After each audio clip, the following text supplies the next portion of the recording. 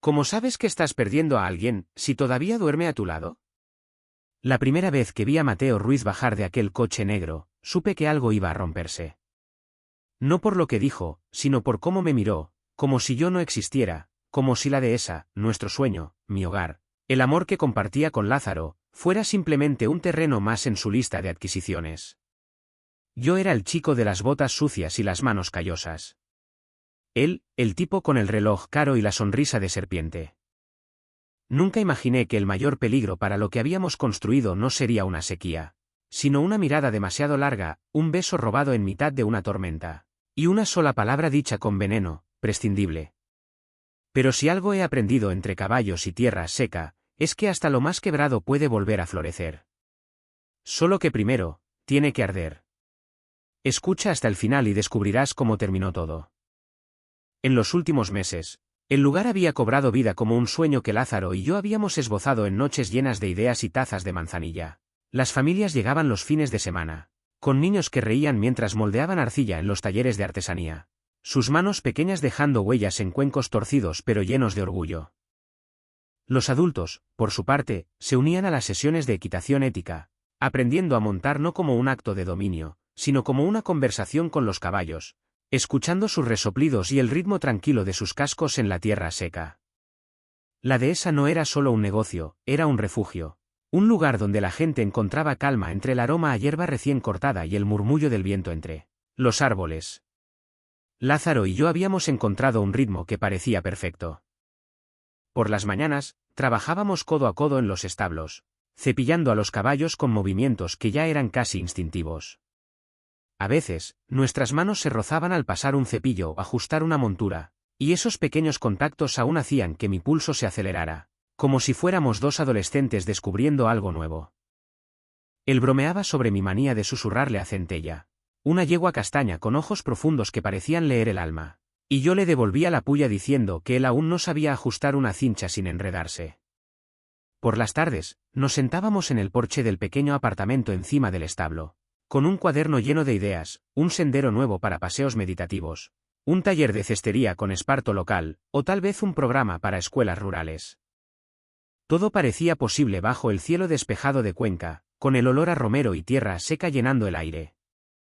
Pero la vida, como un caballo indomable, siempre tiene una forma de romper la calma. Esa mañana, mientras cepillaba a Centella en el establo, el aire fresco de la madrugada aún se sentía en mis pulmones. El sol apenas despuntaba, tiñendo el horizonte de un naranja suave que se reflejaba en el pelaje brillante de la yegua. Estaba perdido en mis pensamientos, tarareando una melodía que mi madre solía cantar mientras cocinaba migas, cuando el ronroneo de un motor potente rompió la quietud. Levanté la vista y vi un coche deportivo negro, reluciente como si acabara de salir de un concesionario, deteniéndose en la entrada de la dehesa. El polvo del camino se arremolinó a su alrededor, y de él bajó un hombre de unos 30 años, con un traje azul oscuro tan impecable que parecía gritar dinero de la capital. Su cabello, perfectamente peinado hacia atrás, y sus gafas de sol de marca completaban la imagen de alguien que no pertenecía a este mundo de heno y botas gastadas. Era Mateo Ruiz, un inversor madrileño del que Lázaro había hablado la semana anterior. Tiene contactos en el circuito ecuestre de élite, me había dicho, con un brillo de entusiasmo en los ojos. Podría financiar la ampliación de los establos sin que perdamos nuestra esencia. Yo había sentido, aunque algo en mi interior se removió con inquietud. No era solo la idea de depender de alguien externo, era la sensación de que este tipo de personas, con su aire de superioridad, siempre traían complicaciones. Ahora, viéndolo en persona, esa inquietud se convirtió en un nudo en el estómago. Mateo se acercó con pasos seguros, quitándose las gafas con un gesto estudiado que parecía sacado de una película. «¿Lázaro Valcárcel?», exclamó, extendiendo la mano hacia Lázaro, que justo salía de la casa con una camisa de lino arrugada y una sonrisa despreocupada. «He oído maravillas de este rincón tuyo. Es como si hubieras reinventado el campo con un toque de lujo sutil». Su voz era suave, casi melosa, con un tono que parecía diseñado para encantar. Sus ojos, de un verde penetrante, se clavaron en Lázaro con una intensidad que me hizo apretar el cepillo en la mano, como si necesitara anclarme a algo. A mí me dedicó una mirada fugaz, casi despectiva. «Y tú debes ser el ayudante, ¿verdad?» «Encantado». No extendió la mano, y esa omisión fue como un pinchazo, sutil pero hiriente, que me recordó las burlas de Lázaro en nuestra adolescencia en La Mancha, cuando yo era solo el chico del establo. Lázaro, ajeno a la tensión, le devolvió el saludo con entusiasmo y lo invitó a recorrer la dehesa. Ven, te enseño lo que hemos construido. Es pequeño, pero es nuestro. Mientras caminaban hacia el taller principal, yo me quedé atrás, cepillando a Centella con más fuerza de la necesaria, intentando calmar la incomodidad que crecía en mi pecho. La yegua movió las orejas, como si percibiera mi inquietud, y soltó un resoplido suave. Tranquila, pequeña, murmuré, más para mí que para ella. Pero el eco de las palabras de Mateo resonaba en mi cabeza, el ayudante. Había algo en su tono, en su mirada, que me hacía sentir pequeño, como si mi lugar en la dehesa, junto a Lázaro, estuviera en entredicho. En el taller principal, el aroma a madera fresca y arcilla húmeda llenaba el aire. Los niños habían dejado sus creaciones de la mañana sobre las mesas, cuencos torcidos, figuras de animales deformes pero llenas de encanto. Mateo se sentó junto a Lázaro en una de las bancas de madera, ignorándome mientras yo me quedaba de pie, apoyado en una columna. Hablaba con entusiasmo de oportunidades de escala, de atraer clientes de alto perfil de Madrid, de convertir la dehesa en un destino exclusivo pero auténtico. Cada vez que Lázaro asentía, Mateo posaba una mano en su hombro, un gesto que parecía casual pero que a mí me parecía posesivo, como si estuviera marcando territorio. Intenté intervenir, mencionando la importancia de mantener el enfoque en el bienestar de los caballos, pero Mateo me cortó con una sonrisa condescendiente. Eso es detalle de operativos, ¿no? Dejémoslo para el equipo de base. Luego, mirando a Lázaro, añadió con un guiño, como en los viejos tiempos en Madrid, ¿te acuerdas? Eras el alma de las fiestas, Valcárcel. Esas palabras fueron como un eco de mi pasado en la finca de La Mancha, cuando Lázaro, con su ropa impecable y su aire de superioridad, se burlaba de mi ropa gastada y mi vida sencilla. Los celos, que hasta entonces habían sido solo una chispa, comenzaron a arder en mi pecho, alimentados por inseguridades que creía haber dejado atrás. ¿Y si Lázaro, con su educación privilegiada y su pasado en la alta sociedad, se sentía tentado por alguien como Mateo? Alguien que hablaba su idioma, que conocía su mundo de luces y contactos. Yo era solo Elías, el hijo del caballerizo, con manos callosas y sueños que apenas empezaban a tomar forma. Cuando la reunión terminó, Mateo se despidió con promesas de regresar pronto con una propuesta de inversión detallada. Esto puede ser grande, Lázaro, dijo, dándole una palmada en la espalda antes de subir a su coche. El motor rugió, levantando una nube de polvo, y pronto desapareció por el camino. Me quedé en el establo, solo con Centella, cepillándola en silencio mientras Lázaro se acercaba. Parece un tipo útil, ¿no? Comentó, con esa sonrisa despreocupada que normalmente me tranquilizaba. Intenté devolverle una sonrisa, pero salió forzada. Sí, supongo, murmuré, concentrándome en el pelaje de la yegua. Podría darnos un empujón, pero nada se decide sin ti, Elías, añadió, posando una mano en mi hombro. Sus palabras eran sinceras, pero no podían deshacer el nudo en mi estómago. La llegada de Mateo había traído algo más que promesas de dinero. Había traído una sombra que amenazaba con oscurecer lo que habíamos construido. El aire en la dehesa se había vuelto más seco en los últimos días, como si el sol de Cuenca hubiera decidido apretar con fuerza, castigando los pastos que rodeaban el centro ecuestre. La sequía, inesperada y cruel, había comenzado a hacer mella, los campos que antes eran un mosaico verde ahora lucían manchas ocres, y el agua para los caballos tenía que racionarse con cuidado. Cada mañana, mientras llenaba los bebederos, sentía el peso de la preocupación por Centella, Trigo y los demás, cuyos resoplidos inquietos reflejaban el calor opresivo. Pero no era solo la sequía lo que me tenía en vilo, la presencia de Mateo Ruiz, el inversor madrileño, había traído una tensión que se colaba en los rincones de mi mente como el polvo que levantaba el viento. Desde su primera visita, Mateo había regresado varias veces, siempre con la misma sonrisa confiada y un aire que parecía reclamar el espacio a su alrededor. Sus propuestas de inversión eran detalladas, con números que prometían salvarnos de los crecientes costos del sistema de riego, que se había averiado en el peor momento. Lázaro, con su optimismo habitual, veía en él una oportunidad para estabilizar la dehesa sin comprometer nuestra visión. Es solo un medio para un fin, Elías, me decía mientras revisábamos los presupuestos en el porche, con el sol poniéndose detrás de las encinas. Yo asentía, pero no podía ignorar la forma en que Mateo se dirigía a Lázaro, con una familiaridad que excluía a todos los demás, especialmente a mí. Sus miradas, sus palmadas en el hombro, sus comentarios sobre los viejos tiempos en Madrid, me hacían sentir como un extraño en mi propio sueño. Esa tarde, mientras Lázaro atendía una llamada en la casa, yo estaba en el establo, limpiando un box con una horca. El olor a heno y cuero llenaba el aire, mezclado con la brisa seca que se colaba por las ventanas de madera. Los caballos, inquietos por el calor, pateaban el suelo, y yo intentaba calmarlos con susurros, como mi padre me había enseñado en La Mancha. Estaba perdido en el ritmo del trabajo cuando una sombra se proyectó en la entrada del establo. Levanté la vista y allí estaba Mateo, apoyado en la puerta, con su traje impecable a pesar del polvo del camino. Sus gafas de sol colgaban del cuello de su camisa, y su sonrisa torcida tenía un filo que me puso en guardia. Elías, ¿verdad?, dijo, como si apenas recordara mi nombre. Debes estar orgulloso, ¿no? Pasar de caballerizo en un rincón perdido de La Mancha a esto. Hizo un gesto vago hacia el establo, como si la dehesa fuera poco más que un pasatiempo rústico. Es admirable cómo has enganchado a Lázaro. Pero, entre nosotros, ¿crees que durará? Sus palabras cayeron como un golpe, directas y crueles, y el silencio del establo, roto solo por el resoplido de trigo en su box, las hizo aún más pesadas. Apreté la horca en mis manos, sintiendo la humillación arder en mis mejillas. ¿Qué intentas decir?, pregunté, con la voz temblando a pesar de mi esfuerzo por mantenerme firme. Se encogió de hombros, dando un paso hacia mí, con esa sonrisa que no llegaba a sus ojos. Solo que Lázaro viene de un mundo diferente. Uno donde la gente como tú, con manos callosas y botas llenas de polvo, es prescindible. Él necesita estímulos, alguien que hable su idioma.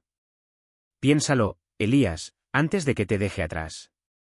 Su risa baja resonó en el aire caliente mientras se giraba y salía del establo, dejándome solo con la furia y la inseguridad que sus palabras habían sembrado. No había testigos, el establo estaba desierto, y eso hacía que la humillación doliera aún más, como una herida que nadie podía ver. Me quedé allí, inmóvil, mirando la paja esparcida en el suelo, intentando procesar lo que acababa de pasar. Recordé los días en la finca de don Serafín, cuando Lázaro, con su ropa impecable y su aire de superioridad, me hacía sentir pequeño con sus burlas.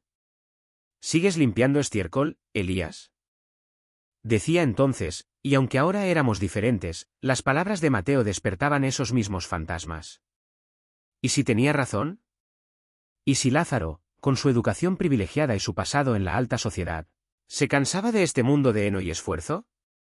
La dehesa era nuestro sueño, pero yo era solo el hijo del caballerizo, con una vida marcada por el trabajo duro y las limitaciones. Intenté seguir con mi tarea, pero la horca temblaba en mis manos.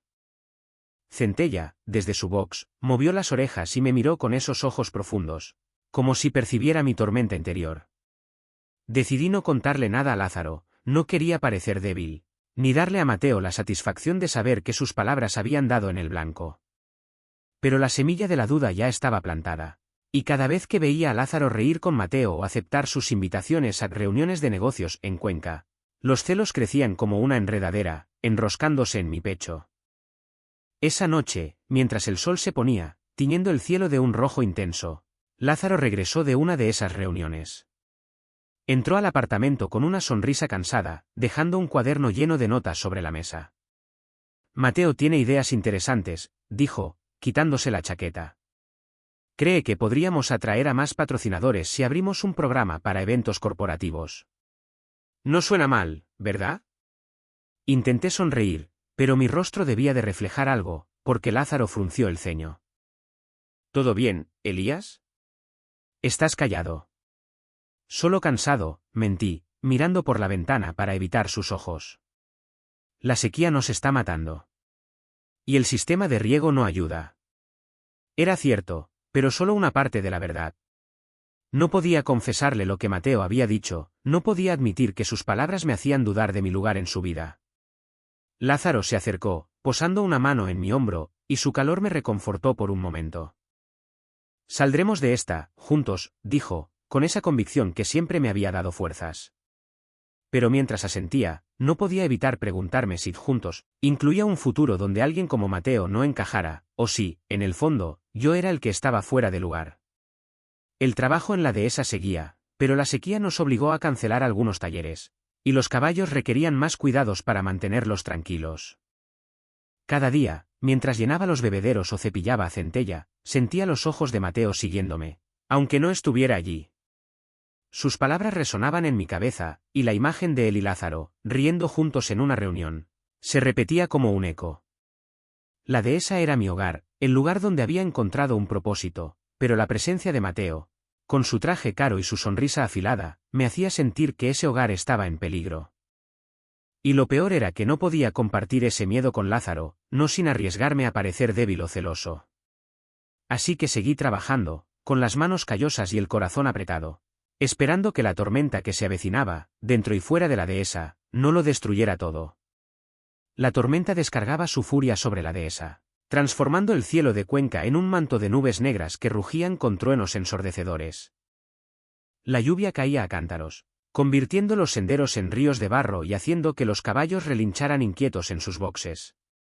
El aire olía a tierra mojada y heno húmedo, un aroma que normalmente me calmaba, pero esa noche solo amplificaba la inquietud que llevaba días creciendo en mi pecho.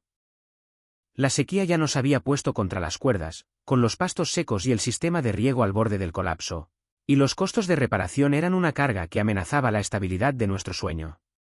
Pero no era solo el clima lo que me tenía en vilo, la presencia de Mateo Ruiz, con su sonrisa afilada y sus palabras venenosas, había sembrado una duda que se enraizaba cada vez más hondo. Las últimas semanas habían sido un torbellino de tensiones. Mateo, el inversor madrileño, seguía apareciendo con promesas de salvar la dehesa con su dinero, pero sus visitas eran cada vez más personales, siempre buscando a Lázaro, siempre con esa familiaridad que me excluía. Sus comentarios en el establo, dichos en voz baja cuando nadie miraba, resonaban en mi cabeza. Gente como tú es prescindible. Intentaba ignorarlos, aferrarme a las palabras de Lázaro, nada se decide sin ti, Elías, pero cada vez que lo veía reír con Mateo o aceptar sus invitaciones a reuniones de negocios en Cuenca, los celos me apretaban como una garra. Me recordaban los días en La Mancha, cuando Lázaro, con su aire de superioridad, me hacía sentir pequeño. Aunque ahora éramos un equipo, la sombra de Mateo me hacía dudar de mi lugar a su lado. Esa noche, con la tormenta en su apogeo, salí a revisar los establos. Los caballos estaban nerviosos, especialmente Centella, cuya sensibilidad al clima la hacía patear el suelo con ansiedad. Me puse una chaqueta vieja, ya empapada, y corrí bajo la lluvia, con el agua resbalando por mi rostro y pegándome el pelo a la frente. El sendero estaba resbaladizo, y mis botas se hundían en el barro con cada paso. Al pasar por el cobertizo, vi una luz tenue filtrándose por la puerta entreabierta. Supuse que Lázaro estaba allí, quizás revisando los planos del nuevo sendero para protegerlos del agua. Queriendo unirme, me acerqué, limpiándome la lluvia de los ojos, pero algo me hizo detenerme antes de entrar. A través de una rendija en la madera, vi a Lázaro y Mateo bajo la luz parpadeante de una linterna. Estaban inclinados sobre una mesa, con planos extendidos, discutiendo algo sobre los drenajes para el sendero. Lázaro, con la camisa mojada pegada al cuerpo, señalaba un punto en el papel, su rostro concentrado. Mateo, impecable a pesar de la tormenta, asentía con esa sonrisa suya que siempre me ponía en guardia. De pronto, Mateo se acercó más, demasiado, murmurando algo sobre noches en Madrid, cuando eras el centro de todo. Antes de que pudiera procesarlo, tomó el rostro de Lázaro con ambas manos, inmovilizándolo con un gesto firme, y lo besó. Fue un beso deliberado, directo, que pareció detener el tiempo. Lázaro se quedó inmóvil, sus manos suspendidas en el aire, y desde mi ángulo, escondido en la oscuridad con la lluvia golpeándome la cara. Vi solo el beso, y en mi mente, nublada por los celos y la tormenta, fue una traición que me partió el corazón. El aire se me escapó del pecho, y el mundo pareció desmoronarse bajo la lluvia. Sin pensar, di media vuelta y corrí hacia los establos, tropezando en el barro, con el corazón martilleándome tan fuerte que apenas oía los truenos. Las lágrimas se mezclaban con la lluvia, y la imagen de Mateo besando a Lázaro se repetía en mi cabeza, como un relámpago que no dejaba de caer. ¿Cómo podía ser? Después de todo lo que habíamos construido, de las mañanas cepillando caballos juntos, De las noches planeando la dehesa bajo las estrellas, Lázaro había cedido al mundo de Mateo. ¿Al glamour que yo nunca podría ofrecerle? Llegué al establo, empapado y temblando, y me apoyé contra el box de centella, que relinchó suavemente, como si percibiera mi dolor. Tranquila, pequeña, murmuré, aunque era yo quien estaba roto. Me quedé allí, entre los caballos, con el olor a heno húmedo y el sonido de la lluvia golpeando el tejado. Intenté calmarme, susurrándole a Centella mientras acariciaba su crin, pero mi mente no encontraba paz. Las palabras de Mateo resonaban: Lázaro necesita estímulos, no un chico de campo. ¿Era eso lo que estaba pasando? ¿Había sido un iluso al pensar que podía encajar en su vida? La dehesa era nuestro sueño, pero ahora sentía que ese sueño se desmoronaba, no por la tormenta que azotaba los campos, sino por la grieta que ese beso había abierto en mi corazón. Cuando Lázaro apareció en el establo minutos después, con el pelo mojado y la expresión preocupada, me encontró junto a Centella, con las manos temblando. «Elías, ¿qué haces aquí?» «Estás empapado», dijo, acercándose. Su voz era suave, pero yo no podía mirarlo.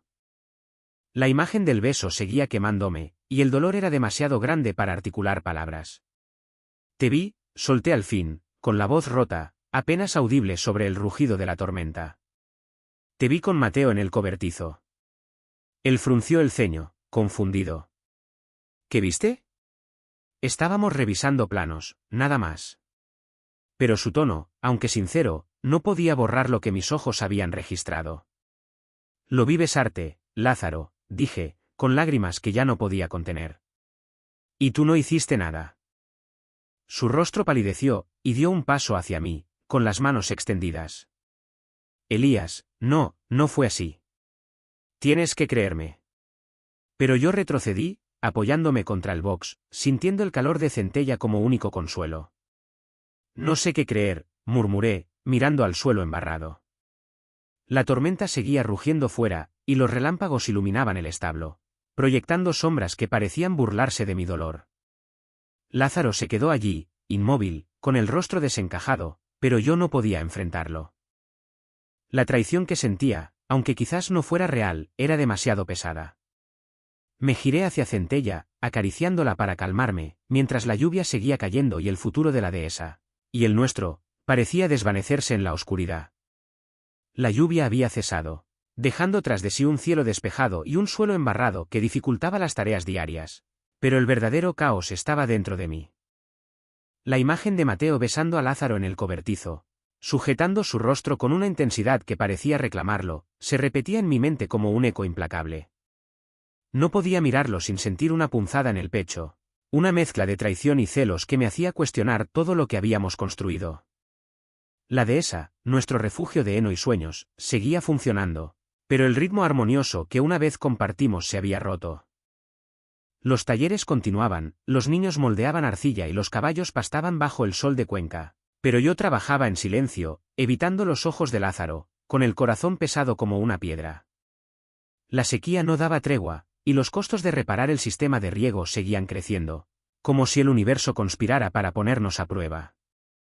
Los caballos, aunque bien cuidados, mostraban signos de inquietud, y yo pasaba horas extra en los establos, susurrándole a Centella o cepillando a Trigo para calmar mis propios nervios.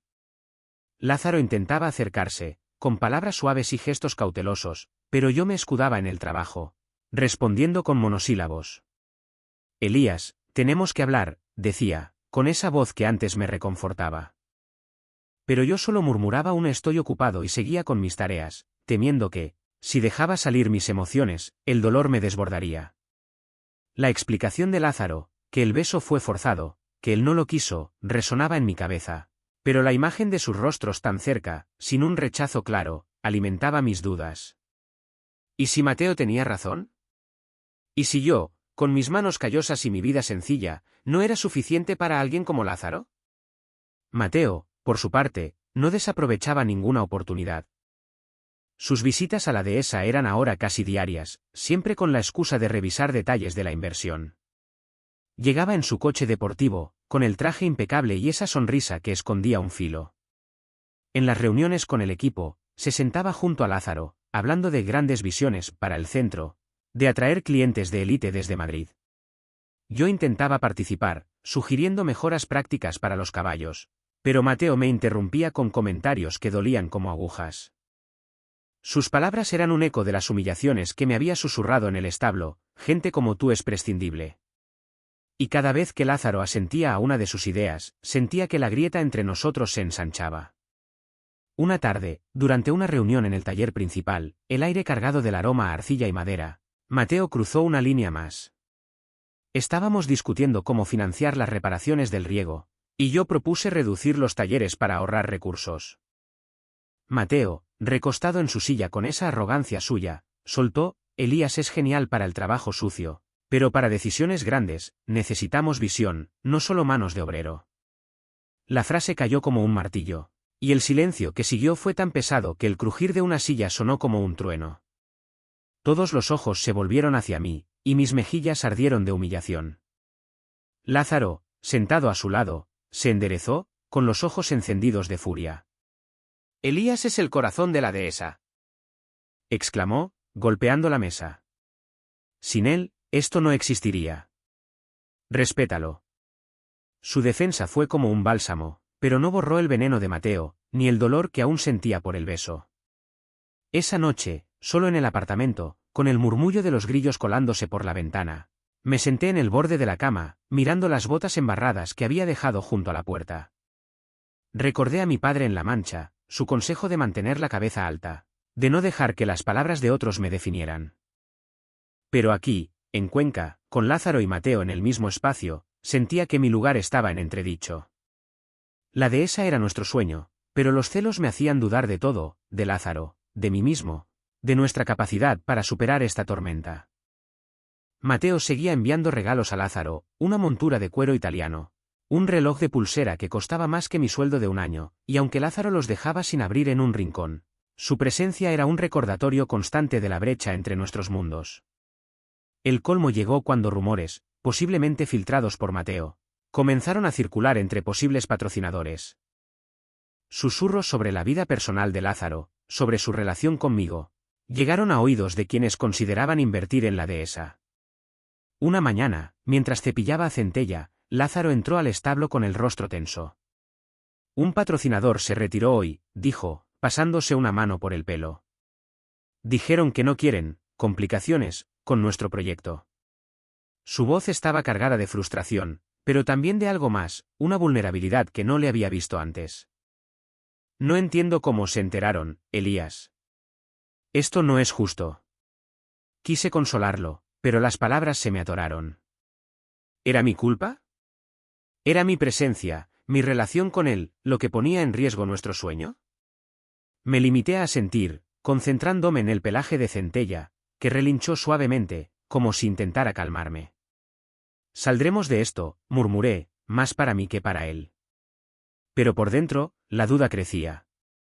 Los celos me consumían, no solo por el beso, sino por la facilidad con la que Mateo se movía en el mundo de Lázaro, un mundo de conexiones y privilegios al que yo nunca pertenecería. Me sentía atrapado, dividido entre el amor que aún sentía por Lázaro y el miedo de que, tal vez, Mateo tuviera razón, que yo no era suficiente. Los pastos, aunque castigados por la sequía, comenzaban a mostrar pequeños brotes verdes, como si la naturaleza quisiera recordarnos que siempre hay espacio para la renovación. Pero en mi interior, el panorama no era tan esperanzador. Los celos y la desconfianza me habían distanciado de Lázaro, y la imagen de Mateo sujetando su rostro en el cobertizo seguía quemándome, a pesar de sus explicaciones. Las humillaciones de Mateo, sus regalos ostentosos y los rumores que circulaban entre patrocinadores habían puesto a la dehesa al borde del abismo, y yo me sentía atrapado, dividido entre mi amor por Lázaro y el miedo de no ser suficiente. El centro ecuestre seguía funcionando, los talleres de artesanía llenos de risas infantiles, los caballos relinchando en los establos, pero la armonía que una vez definía mi vida con Lázaro se había desvanecido. Esa mañana, mientras cepillaba a Centella en el establo, intentando encontrar consuelo en su calma, Lázaro entró con una determinación que no le había visto antes. Sus ojos, normalmente cálidos, tenían un brillo intenso, casi desafiante. «Elías, necesito que vengas conmigo», dijo, con una voz que no admitía discusión. Dejó un portátil sobre una bala de heno y lo abrió, mostrando una grabación de las cámaras de seguridad que instalamos en el cobertizo para vigilar el equipo. Mira esto. El vídeo, grabado la noche de la tormenta, mostraba a Mateo y Lázaro discutiendo planos bajo la luz de la linterna. Luego, Mateo tomó el rostro de Lázaro con ambas manos, inmovilizándolo, y lo besó. Pero lo que siguió me dejó sin aliento. Lázaro lo empujó con fuerza, apartándolo con un grito claro. ¿Qué demonios haces, Mateo? ¡Fuera de aquí! La furia en su voz era inconfundible, y la imagen de Mateo retrocediendo, con una sonrisa torcida, disipó la niebla de mi mente. Me quedé en silencio, con la mano aún en el pelaje de centella, sintiendo como el peso de mis celos se desmoronaba. Elías, te dije la verdad, dijo Lázaro, cerrando el portátil. Nunca quise eso. Nunca te traicionaría. Su voz tembló, no de ira, sino de una vulnerabilidad que me golpeó. Quise responder, pero las palabras se me atoraron, reemplazadas por una oleada de alivio y culpa. Había dejado que los celos me cegaran, que las palabras de Mateo me hicieran dudar de él. Lo siento, murmuré, mirando al suelo. Él negó con la cabeza, posando una mano en mi hombro. No, Elías. Yo también dejé que esto se saliera de control. Pero eso termina hoy. Lázaro no perdió tiempo. Esa misma tarde, llamó a mi madre, doña María, una mujer con una red de contactos que rivalizaba con la de cualquier empresario de ciudad. Desde su casa en La Mancha, ella escuchó la situación, los rumores, los patrocinadores que se retiraban, la presión de Mateo. Con su pragmatismo característico, se puso manos a la obra, contactando a inversores locales y asociaciones rurales que valoraban nuestro enfoque ético. En pocos días, gracias a sus gestiones, recuperamos a 2 patrocinadores clave que se habían retirado, y otros nuevos mostraron interés. La dehesa no necesita el dinero de alguien como Mateo, me dijo Lázaro, con una sonrisa de alivio. Tu madre es una fuerza de la naturaleza. Con los fondos asegurados, pudimos dictar nuestras propias condiciones, reduciendo la dependencia del capital de Mateo y fortaleciendo nuestra posición. Pero Lázaro no se detuvo ahí. En una reunión con el equipo, convocada en el taller principal donde el aroma a arcilla aún impregnaba el aire, me tomó por sorpresa. Mateo estaba presente, con su traje impecable y esa sonrisa que ya no me intimidaba. Antes de que comenzara la discusión, Lázaro se puso de pie, con el rostro sereno pero firme. Quiero dejar una cosa clara, dijo, mirando a todos, pero especialmente a Mateo. A partir de hoy, Elías es el socio principal de la dehesa. Todas las decisiones, todas las propuestas, incluyendo las tuyas, Mateo, y las de tu equipo, deberán ser acordadas con él. Él es el corazón de este lugar, y su palabra es la que cuenta. El silencio que siguió fue absoluto, y sentí todos los ojos sobre mí. Mi corazón dio un vuelco, no podía creer lo que estaba escuchando. Lázaro me había elevado, no solo ante el equipo, sino ante Mateo, desarmando sus humillaciones con un solo gesto. Mateo intentó mantener su compostura, pero su sonrisa se tensó.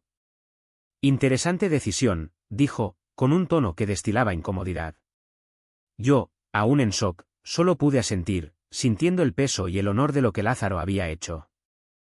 Más tarde, esa noche, en el porche del apartamento, con las estrellas brillando sobre los viñedos, Lázaro me explicó todo. Cuando hablaba con Mateo, cuando me reunía con él, era como volver a la alta sociedad, admitió, mirando el horizonte. Las fiestas, los tratos, las sonrisas falsas. Pero cada vez que estaba con él, solo recordaba lo doloroso que era fingir ser alguien que no soy. No quiero eso, Elías. No quiero volver. Lo miré, con el corazón aún acelerado por su gesto en la reunión. No creo que seas auténtico, admití, con una honestidad que me sorprendió. ¿Cómo es posible? Tú vienes de ese mundo. Él sonrió, pero no era la sonrisa despreocupada de siempre, era una mezcla de tristeza y claridad. Simplemente no has estado en mi lugar. Es como la política, el agua da poder, pero ensucia las manos. No es para todos. No todo el mundo quiere dinero y poder de esa manera, ¿estás de acuerdo? Asentí, sintiendo sus palabras resonar en mí. Yo estuve allí, y no me gustó. Pero a ti te gusta esto, Elías. La dehesa, los caballos, la vida que hemos construido. Por eso no quiero volver. Sus palabras disolvieron las últimas sombras de duda. Me levanté y caminé hacia él, sentándome a su lado en el porche. Gracias, dije, con la voz quebrada. Por elegirme. Por elegir esto. Él tomó mi mano, y por primera vez en semanas, sentí que la grieta entre nosotros se cerraba. La dehesa, fortalecida por los nuevos patrocinadores y nuestra nueva dinámica, renació como un símbolo de resiliencia. Los talleres volvieron a llenarse de risas, los caballos pastaban tranquilos, y nosotros, juntos, enfrentamos el futuro con una confianza renovada, sabiendo que nuestro amor y nuestro sueño eran más fuertes que cualquier tormenta.